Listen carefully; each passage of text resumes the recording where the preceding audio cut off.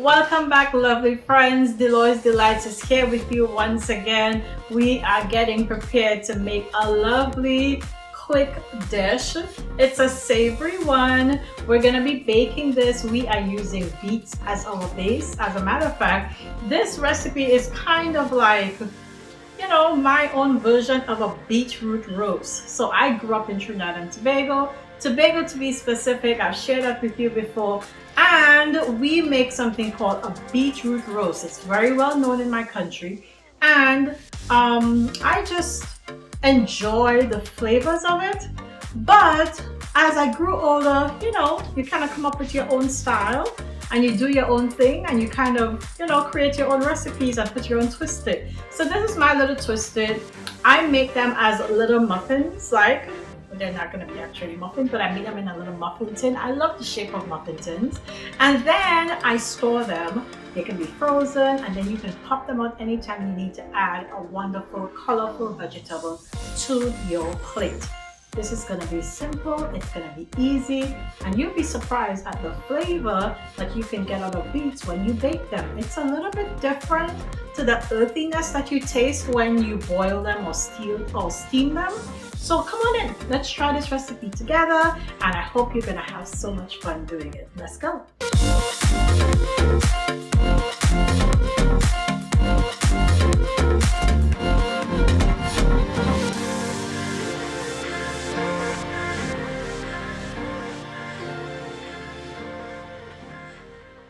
Okay, my dear friends, we are jumping in. Like I said, I already shredded my beets. I did them on the fine side right here.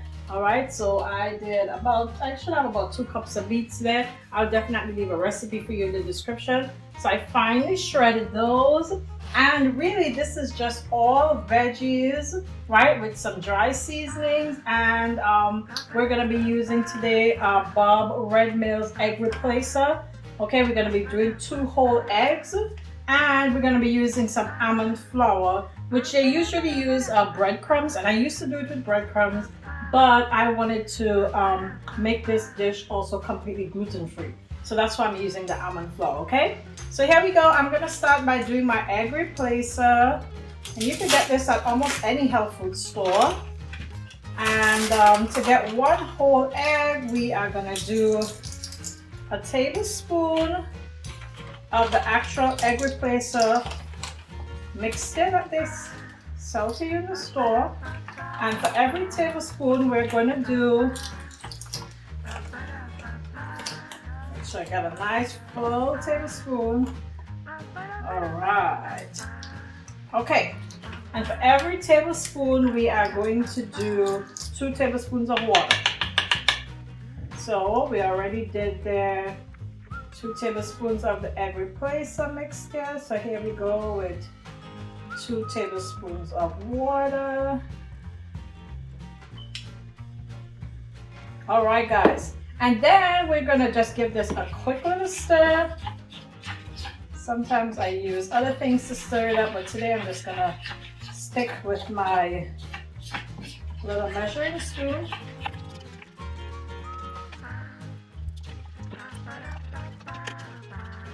Okay guys, and this is kind of what you get. It's a little bit of a thick mixture. Okay, I hope you can see that. A little bit of a thick mixture right there. Now they always suggest that you do it and set it aside for a little bit just before you use it. So that's why I start by doing that, okay? So I am gonna go ahead and set this aside. We'll come back to it in a short while. Okay, in the meantime, I wanna go ahead and get all of my veggies nicely chopped. So to do that, I am using my little mixer here. I have today a whole onion. I have a couple stalks of celery. I have a red and yellow, the small ones, okay, the small bell peppers. I have also some chive, also called scallion, also called green onions. And I'm putting in here what we call shadow beni. This is what we call it where I come from. We also call it fitweed. If you don't have this, oh, also in the Spanish culture, they call this culantro. Okay, so there's cilantro and there's culantro. This is culantro. This really helps to take off that extra earthy edge that the wonderful beets will be bringing to the dish, okay? And I'm throwing in here a wonderful flavoring pepper, okay? Seeds and everything. Okay, I am gonna put this on. I just wanna grind it up. Get it a nice little finely chopped. Here we go. All right. Smells mighty yummy. I hope you can see it. All right, so all of my veggies are wonderfully chopped. As a matter of fact, I think I want to break them down just a bit more. Okay, I think we're in business. There we go. So let's go ahead and I'm gonna start scraping down a little bit here. I wanted to do it in the machine because I wanted you to see how quickly you can make this. Of course, you can chop them. If you don't have a mixer at home or something to chop them up with, you can definitely take your time and just chop up lots of wonderful veggies. And you can also add, well, this is a great way to get beets in your diet. If there's a seasoning that you like, you know, that a flavor that you really enjoy, let's say you really enjoy thyme or you really enjoy rosemary, you can by all means put that in, okay? You don't have to stick necessarily to this. I have used whatever I have around. But I think the key to great food is fresh seasoning. Always fresh seasoning.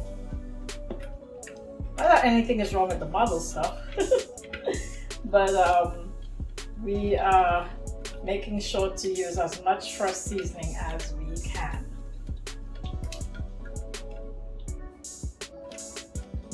Okay, so you know I like to get every little thing out of there. All right, so there we go, guys. Lots of wonderful fresh seasonings. They smell mighty, mighty yummy. Okay, so to this, we are gonna add our beets. Like I said, they're already finely shredded. Just gonna slide them all the way in. You can shred them a little bit bigger, but I prefer them finely shredded. I think it combines better with the veggies and makes a really nice, yummy, yummy dish. All right, we've got that in, get that out of the way. Okay, guys, literally, I am gonna start going ahead with my seasoning. I'm also adding some garlic herb seasoning because it's a lovely flavor that I really enjoy. You can use whatever kind of garlic seasoning you like. I'm adding yeast flakes, making sure to keep my nutritional content up, which our beets already have lots and lots of nutrition, guys. Okay, next to that, I want to be adding some salt. A couple cracks of Himalayan salt in there. Yes, just like that. And now we're gonna stop and we're gonna do a nice combination.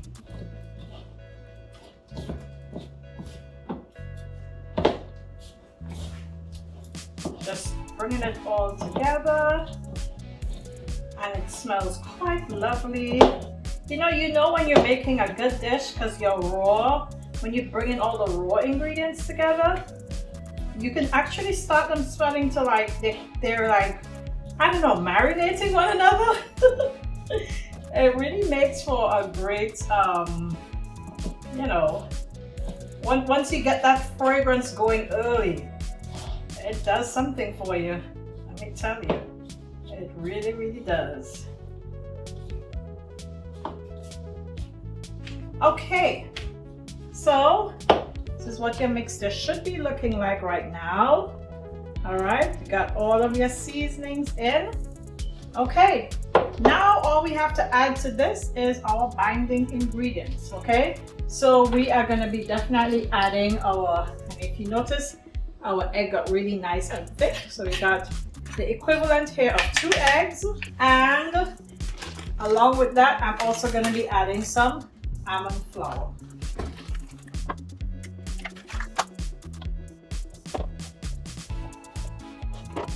All right, we want to make sure to bring our almond flour in first. And as you can see, our recipe is already starting to pull together. All right, so the final thing we're adding in now is our egg replacer from Bob's Red Mill. We have the equivalent here of 2 whole eggs. All right, okay. I think we have what we're looking for. Since we are using no eggs and no flour, no breadcrumbs, I really always like to do that test, okay? Is my mixture coming together? See that? Got a nice sort of lump coming together just like that. So, next stage of the game is to get this into the pan. But first I'm gonna remove a couple of these things, okay? Here we go. Okay guys, so my muffin tin was sprayed before with some lovely avocado oil. Some lovely avocado oil, really nice and simple. Okay. I'm just sliding a few things out of the way to give us some freedom to work here. Alright, I'm gonna slide this down so you can see what I'm doing. And I'm gonna actually detach the smooth movement. So this is right back to my 1 tablespoon measure, and I'm going to be using it to kind of help me measure this out. Okay, and I'm just going to be throwing them in. As you notice, this is a little muffin tin. I like this one. They're really, really cute and they store really well.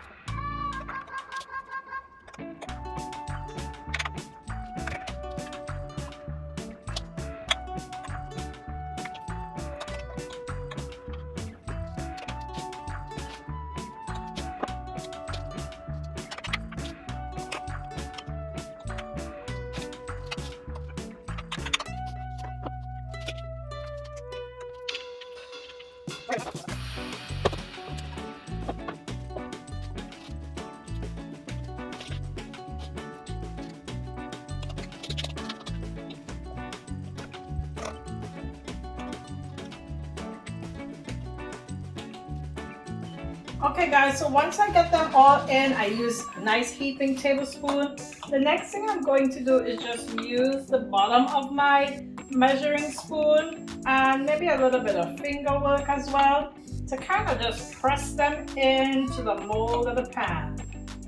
Okay my lovely friends, now that I have it all pressed in, they're looking yummy, yummy, yummy good, but I want to add a little extra something to them. So I am adding some Violife Cheddar shreds, all right, just to the top of them. You don't have to, totally up to you, but it makes for such a cute little color and just brings another layer of, you know, color to the plate. Makes it a little extra yummy. This is totally optional. I'm not even sure why I started on the second one. That is so crazy.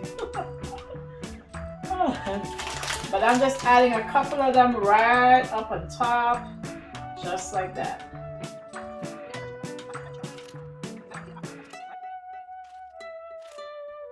Okay guys, variety is the spice of life, so that's what I'm gonna do.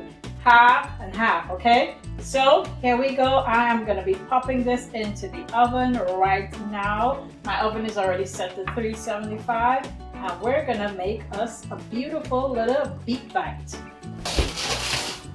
Okay, my lovely friends, our cheesy beet bites are all done. Here they are for you. I got a couple of them with cheese on them and a couple of them without. So I need to show you them from different perspectives, all right? Just put them here today with a little bit of fresh spinach. I'm gonna try it right now so that we could taste this together. Oh, it's so tender and decadent. Here we go.